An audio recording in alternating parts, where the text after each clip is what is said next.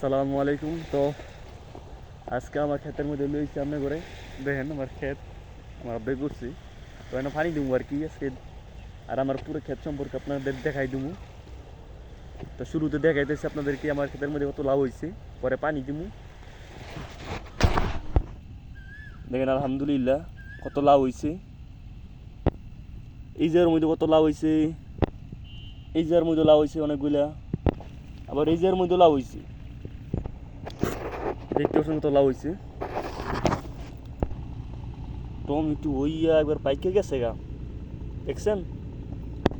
হ্যাঁ, একটা লাল টমেটো হয়েছে, খালি রমজান মাস দেখিয়া এগুলো রাইখে দিছি, নয়তো বন্ধু বান্ধব পাইলে মিললে এইটা খাই লইতাম ভর্তা করে একবারে। এই দিকটা আবার বটলে টলার যাইতেছে মাল লইয়া, কি মাল লইয়া জানি যাইতেছে। এটা কিন্তু শীতলক্ষা নদীর সাইডে, নারায়ণগঞ্জ জেলা।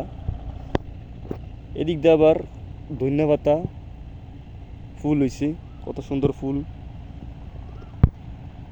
আহ, কলা গাছ আবার কলা হয়েছে, খুব সুন্দর কলা এই দিক দিয়ে দেখতে পারতেছে।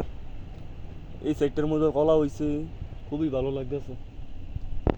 সকালবেলা আবার ঈদের উপরে গিয়ে একটাবার সবেদা পাইছিলাম, এটা বাড়িতে লিয়ে যাবো নিয়ে খামু, আমি খাইতাম না বাগিনারে দিমু।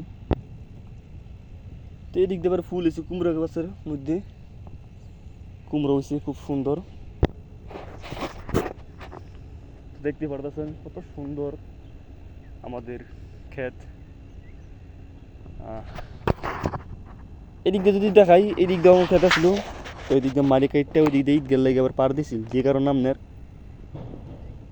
এনার করা হয় নাই ক্ষেত। এগুলো আবার কলই শাকের ফুল,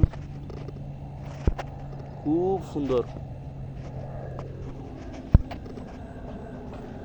পুরো ক্ষেত, মাশাআল্লাহ খুবই সুন্দর। তো অন্য একদিন আবার আসবো ভিডিওর মধ্যে, ঠিক আছে? ততক্ষণ পর্যন্ত আপনার ভালো থাকবেন, সুস্থ থাকবেন। আল্লাহ হাফেজ।